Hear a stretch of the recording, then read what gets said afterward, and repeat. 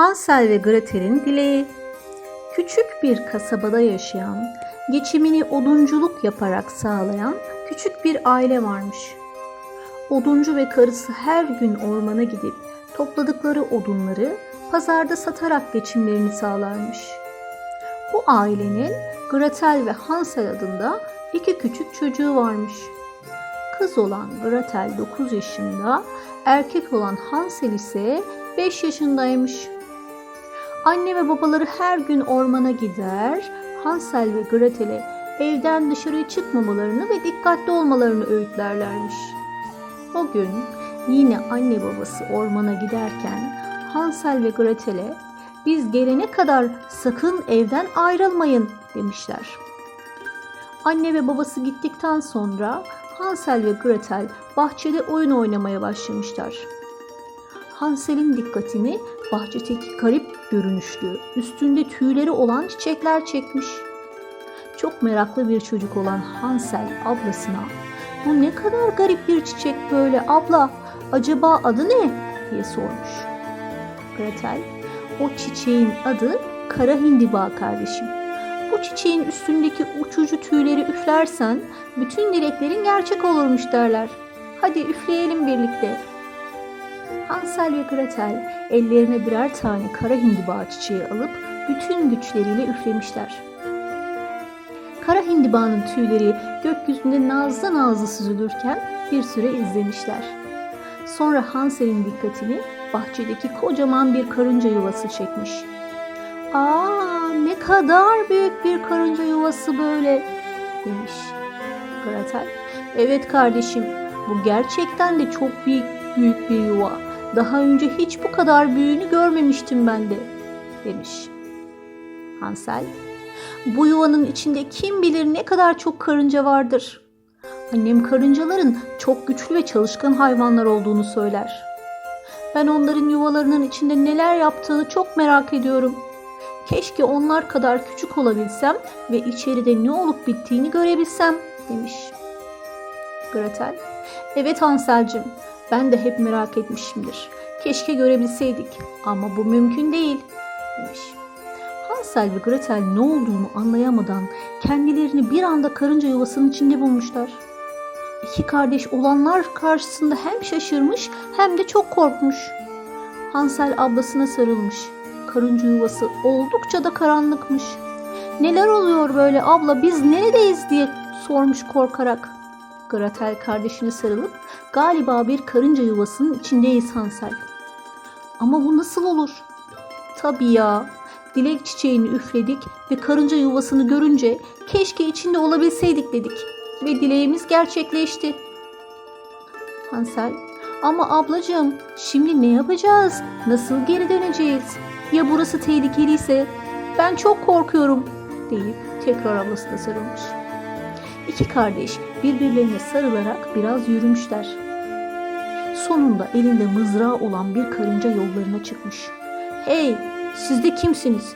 Ne tür bir böceksiniz böyle? Daha önce sizi buralarda hiç görmedim. Yuvamızda ne işiniz var?" demiş. Gretel başlarından geçenleri karıncaya anlattıktan sonra karınca bu iki çocuğun zararsız olduğunu anlamış. "Demek karınca yuvasının içini merak ettiniz.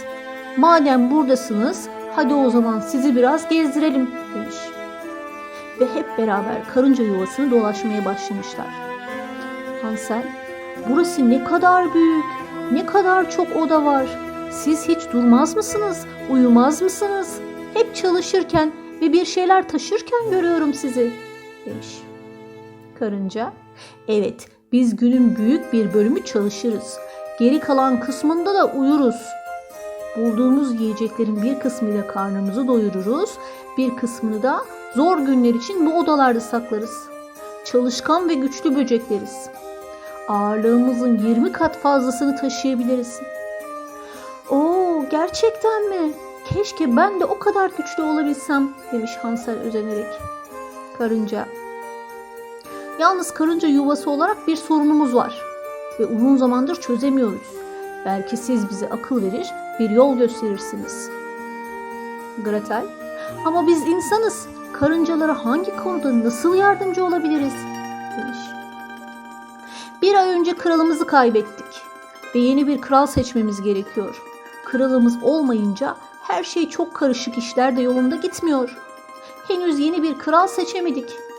Çünkü kralımız olacak karıncanın hem çok güçlü, hem çok akıllı, hem de çok iyi bir lider olması gerekiyor. Ama bunların hepsi bir karıncada yok. Güçlü olan karınca yeterince akıllı değil, akıllı olan karınca yeterince güçlü ya da lider değil. Ne yapacağımızı şaşırdık demiş karınca. Hansel ve Gretel çok şaşırmışlar ve bir süre düşündükten sonra Gretel'in aklına bir fikir gelmiş. Neden yuvaya bir kral yönetmek zorunda? Neden birkaç kral karınca bir araya gelip yönetemiyor? En güçlü karıncayı, en akıllı karıncayı ve lider karıncayı seçip hepsinin birlikte yuvayı yönetmesini sağlayabilirsiniz. Karınca çok şaşırmış. Ne yani? Birden fazla kral mı olsun yuvada?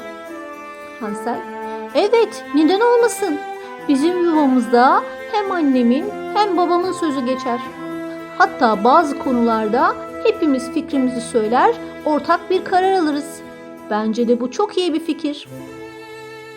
Karıncalar bir süre düşünüp konuşmuşlar. Sonunda çocukların dediğini yapmaya karar vermişler. Yuvadaki en güçlü karıncayı, en akıllı karıncayı ve en iyi lider olan karıncayı seçip üçünü de kral yapmışlar. Ve üçü birlikte yuvayı çok güzel bir şekilde yönetmiş. Bütün sorunlar da çözülmüş.